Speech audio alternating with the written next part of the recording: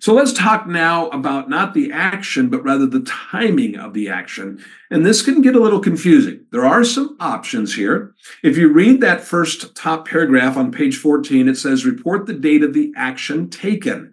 I recommend that you try to always do that. I'll explain. You go, why wouldn't we always do that? Well, there's some options.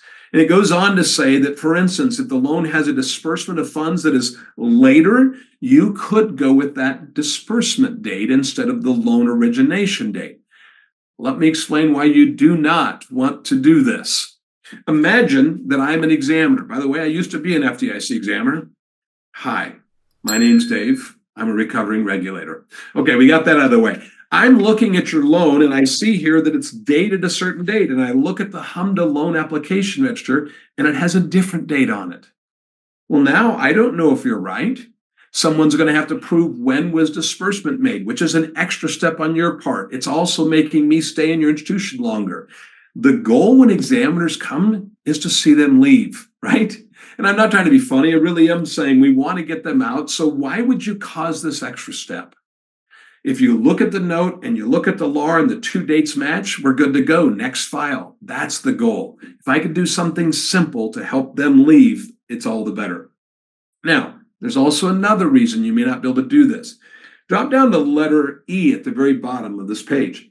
It says notwithstanding. I always hate that word. When I see that, that's like a big however or but.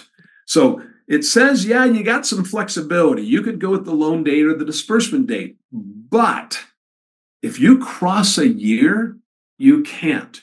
Let me give you an example. You close a loan on December 29th. The rescission date that says you can't advance until January 2nd.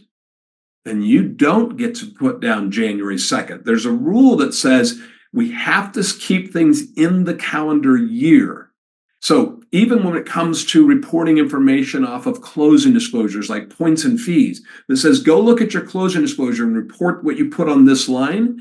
If you do a corrected disclosure and it crosses into the next year, you can't use that. Same logic here. There's a curtain that drops, not just a ball in New York City, but a curtain that drops on December 31st.